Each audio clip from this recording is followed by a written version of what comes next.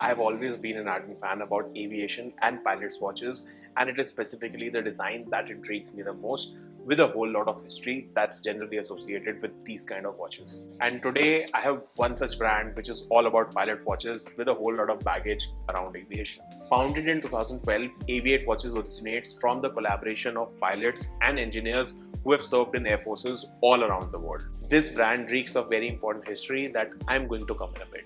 But before that, you will be surprised to know that AVI-8 is a part of England-based Dartmouth Brands, which also owns brands like Spinnaker, Cadola, RGMT, Nubio, Thomas & Shaw and Duxo. And that is an insane level of watchmaking at the forefront and back because they are catering to everyone because each of their designs are unique. Cadola timepieces are highly inspired by motorsports, while Thomas & Shaw is a wee bit on the formal side of things. Spinnaker is buzzing with collabs like Popeye and SpongeBob while they are mostly diving watches, while RGMT has taken the tactical field approach. Duxo seems to be inspired heavily by existing designs, while Nubio has taken an unconventional approach as it is a black sheep with their modern yet retro watches. So each brand has a story to tell, while I have this AVI-8 Flyboy AirMaster GMT automatic watch that I am going to put under the scanner today. Hey guys, I am Siddhant and you're welcome to Yacht Watch Club.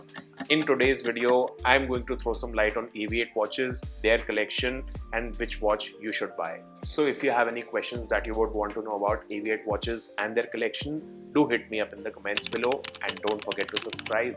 If you turn a few pages of history, you will realize what kind of a profound impact World War II had on aviation and the whole industry. And that was the time when the game really changed, as the Air Force and pilots were the ones to lead the attack from the front on both the sides.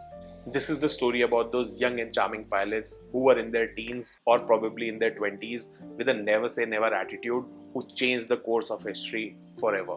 And they were called Flyboys. Well, the whole collection of AVI-8 is a tribute to those airmen and certain events that happened during World War II, which includes the legendary Spitfire, the P-51 Mustang, the Bell X-1, the Dam Buster, the Hawker Harrier, Hawker Typhoon, Hawker Hunter, Hawker Hurricane, and the Flyboy. One of my personal favorites is this Airmaster Sector Mecha Quads that's flying around with this Airmaster GMT automatic in wing silver that I will put under the scanner now. And you can also choose from an engine black, a cockpit blue, a fuselage green and a rubber black, which rounds up the variant list. Now this is a very well made fabric box in silver and grey, which is nicely threaded. Upon opening this box, you will notice how the watch is peeping out, almost enticing you to wear it right away. And one thing that you will notice throughout are the choice of colors, how vivid they are and all the elements inside the watch. This is an averagely sized watch with a 40mm case and a lug-to-lug width of 48mm.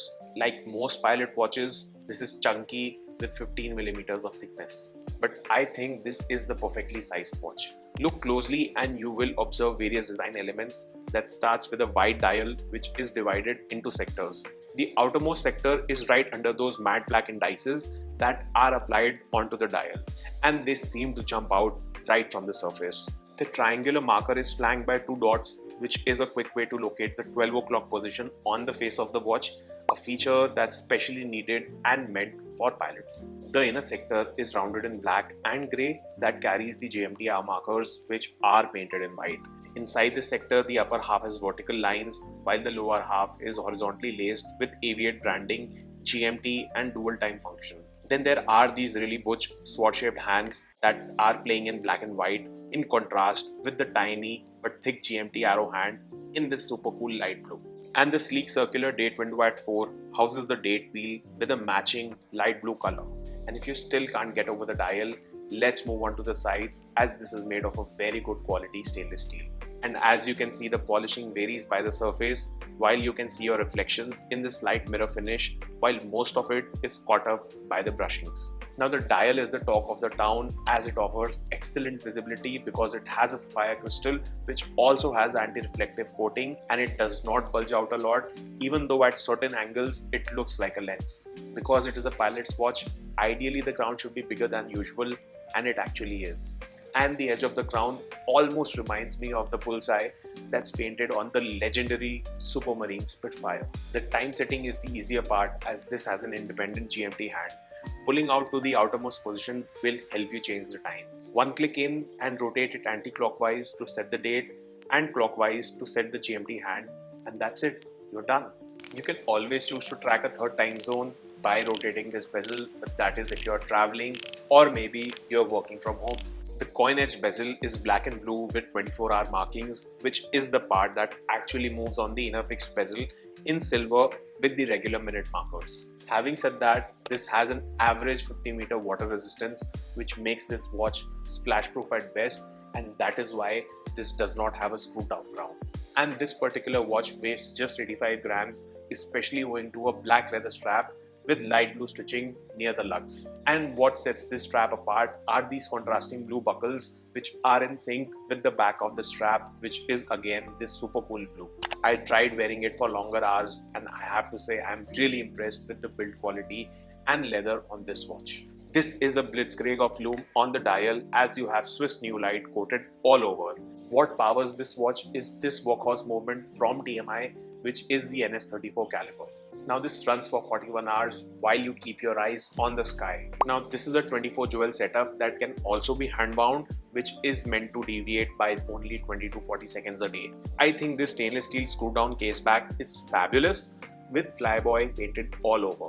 And I was dumbfounded when I found the price on this watch to be just $345. Well, wearing this watch for the last few days has finally made me tick all the boxes. Or has it? So let's find that out as the Spitfires and the Hawker Hurricanes fight it out with these Luftwaffes. Well, there are a buttload of micro brands that you can buy, but I would suggest you to look into Cadola with their Ahrens Automatic and the RPM Automatic, which are two great motorsport inspired designs. Spinnaker also has Fluis and Bradner, which are great diving watches in this price segment, while you could also choose from a diverse collection of Mr. Jones watches and also Wear watches, which is based out of US. From the long list of regulars, there are plenty of watches that you can choose from, including some iconic grades like the Tissot PRX and the Tissot Ballad. These Tissots are nicely placed alongside the Seiko 5 Sports and the Citizen Toyosas of the world. And if you can't get over these, you also have the Bulova Aerojet to pick from. I could mention at least 50 different watches in this $400 segment, but to what extent? Instead, find this list in the description below so that you can go through each one of them to decide which should be your next watch. This is a super affordable category, and there are plenty of brands that are fighting out because it is not just the micro brands, but there are certain legacy brands which are ruling this space. And I think this Airmaster GMT Automatic definitely stands out with the hint of history this has to offer. And the brand story is quite good. Each watch is a masterpiece in itself. You can see a variety of colors that have been put in this watch, which makes it a great timepiece altogether. And do you know what's the best part about this watch? There is not a single ounce of cost cutting on the watch or even the watch box.